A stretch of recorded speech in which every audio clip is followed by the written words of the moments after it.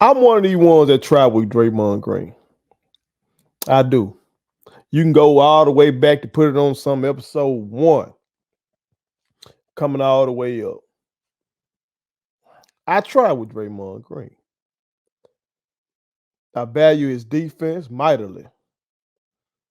I value his playmaking ability for the Warriors, him being able to bring the ball up for them and get them into their offense, allows Clay and Steph to play off ball a lot, come off of screens and really wreak havoc.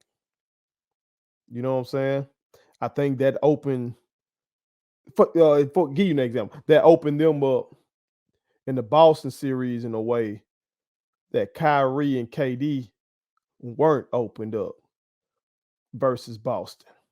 Because those guys' ability to move without the ball, it was hard to just really get into them and be physical because they're always moving. But if they're always moving, but nobody can get them the damn ball, it's worthless. So he's valuable. He's valuable offensively, even though he can't score. Because of that skill to get them into their offense and make sound reads, he's valuable offensively. And again, he's a defensive player of the year caliber defender. His emotional energy has been beneficial to this team. But god damn, this man is hypocritical, man. He is. Let's talk about it. But before we talk about it, y'all make sure y'all go ahead and hit that subscribe button. It costs you nothing to hit that button. I am your boy First. And this is Put It On Some of the realest, most entertaining sports show in the game. You feel me? But I can't cap Draymond Green is a hypocrite. Okay? Now, everybody's seen it. You've seen the punch. You've seen him and Jordan Poole have words. Draymond walks up on him. Gets chest to chest with the man. Jordan Poole pushes him off of him. Draymond steals on him. Okay. Now, I did another video, basically breaking down the lessons from that altercation and how Jordan Poole got to be ready for the violence. You can't be up there just talking shit and a man walk up in your goddamn face like that and you ain't ready to throw. He got to be ready. But also, I did that video because I'm not tripping off the fight per se. I'm a former basketball coach. That shit happens all the time. That shit happens all the time. Okay. I used to break up the damn fights. So I know. Okay. Oh, that reminds me of one fight was so goddamn bad. It was one fight so bad, so sorry. I ain't even budge. That shit was over. We got on practice. But that happens. I ain't tripping off that. But with Draymond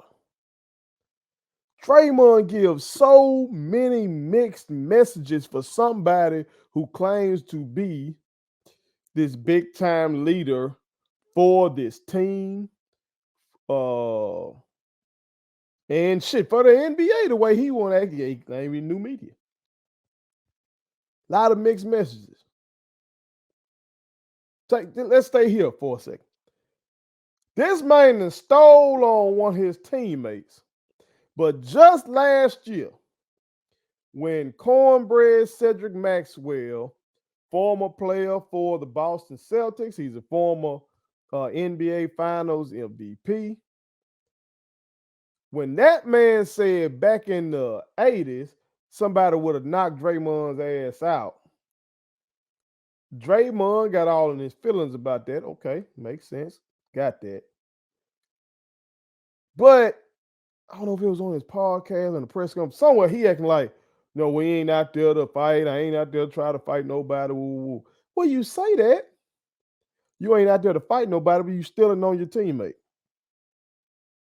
And you say, well, you made it about the fines. The fines are different. You won't get fined for stealing on your teammate? Like the imbalance. The imbalance of it. He sits up here cusses KD ass out. The whole world sees him cuss KD the fuck out. KD felt some type of way about that. Dipped out. Later on, they go on the damn podcast talking about the media blew it up and the team blew that up. The fuck you talking about? The fuck are you talking about? One time he was giving his analysis of what did he say he was watching? I guess Utah versus the Bulls from the late 90s, either 97 or 98, and talking about how the game was played from the free throw line down and the lack of skill and all that kind of shit. When he one of the motherfuckers in today's game that lacks shooting ability and finishing ability and all that kind of shit. The man is a fucking hypocrite. I watched the press conference where he talking about the incident with Jordan Poole, and he was being apologetic and really trying to take ownership of it. But he also kind of implied that if we could hear the audio, that it may change our opinion and shit like that. Why the fuck? No, it wouldn't change nobody's opinion if we heard the man there talking shit. And you talking shit. And then y'all got into it. Because who talk more shit in the league right now than Draymond Green? The whole game. Especially to the refs. I couldn't be no NBA ref in ref Draymond. I had to run his ass every goddamn game. You're not going to talk to me crazy because I don't give a fuck how much money you make, whatever.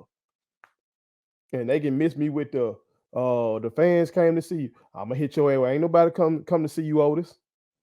They come to see Stephen and Clay. Ain't nobody come to see you, Otis. I'm going to have to send his ass out. That would be me as a ref. Okay? And so the man talking about he got to learn how to deal with his feelings. I ain't getting into that. I don't know what your personal business is. I don't know what his personal business is, I should say. But it don't seem like he be keeping his feelings in. Seems like that motherfucker very expressive on the floor.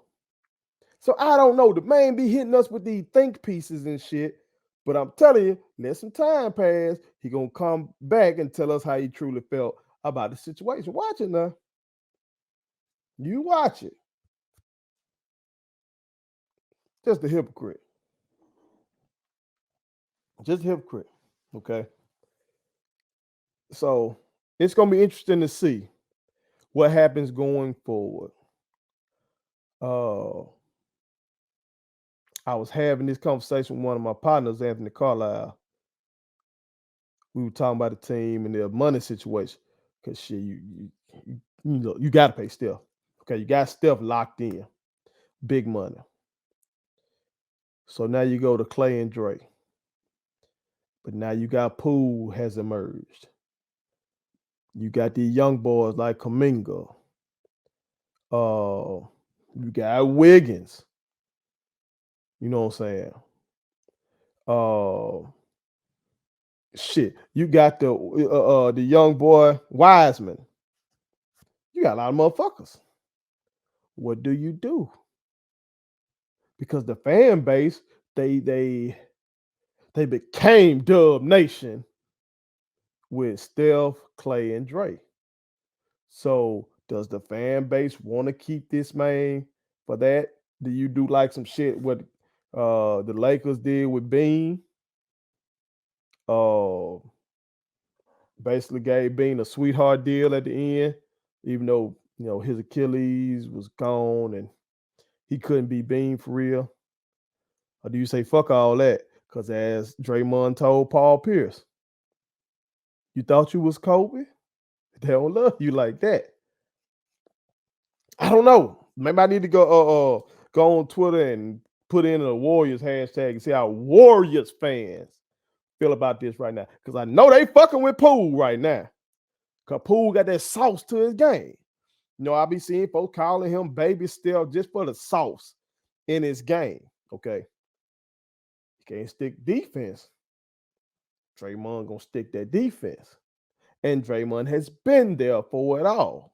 So I'm wondering, who is the fan base loyal to? The new blood or the OG?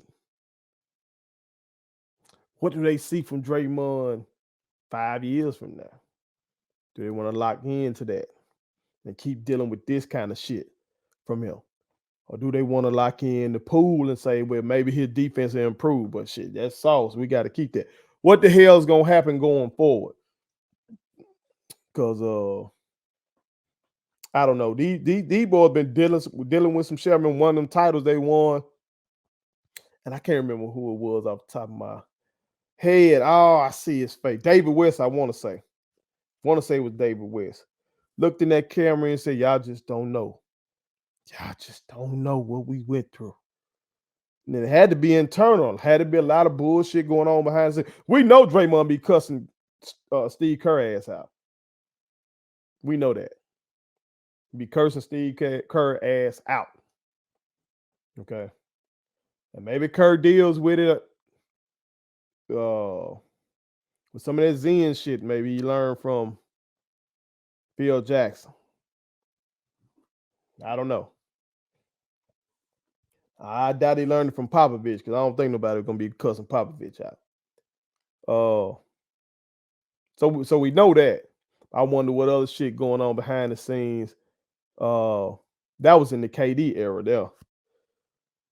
It's been crazy. Like, these boys coming off a hell of a championship.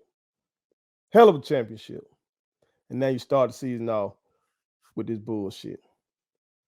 It's unfortunate, but it's like somebody said, I think me and my brother said it on here, and then somebody said it on Twitter in different words, but basically, sports is like soap operas for us men. And women enjoy it too. It's really soap operas. Live action soap operas. And this is the latest story, but Draymond got to chill the hypocrisy. Gonna be a leader, be a leader. Gonna be a tough guy, be a tough guy. You know what I'm saying? And it's hard to be a tough guy. Say be a tough guy in this league, because who really a tough guy in the league right now? Who would challenge him? Motherfuckers be acting like Steven Adams, the biggest, baddest motherfucker in the league right now. You know what I'm saying? Like, I get what Cedric Maxwell was talking about. Back then, they even drafted in a different way because of the coaching philosophies. The floor was not spread out as much. They weren't letting you extend to the three. I'm talking about the coaches weren't. The coaches weren't really letting you extend to the three. So now you got a more congested floor. You need tough guys who can bang and get down there and be physical. So you need a Charles Oakley, a Rick Mahorn. You need a Dale Davis. You need an Antonio Davis. Like, you need these gritty ass, cockstrong motherfuckers that can bang down there. You feel me? In that era, you probably would have more motherfuckers that swing on Draymond. In this era, you got this skilled European style shit. Well, the Euro, their rules are tougher than the league right now. It's entertainment business. So it's like they, based on philosophy and rules changes, you kind of move the tough guy out. So it really ain't many cats that would stand up to Draymond. So maybe that's part of it, that he just got away so long talking shit to everybody. This man, he'll talk shit to him. Maybe he couldn't deal with him when he had stole on that man. But we'll see how this affects the Warriors going forward. I know my young boy, Robert Anderson. Shout out, youngin. Get yourself together. You're going to pull through. And I'm saying that for a reason, America. This motherfucker here is insane. He got to be the number one Steph Curry fan on planet Earth, okay? So I need to call and check on him, okay? Because he might think Dub Nation is in disarray. Put it on some. Thank you so much for watching my daddy's YouTube channel. Make sure you like, share, and turn on your post notifications. Okay, how do I do it?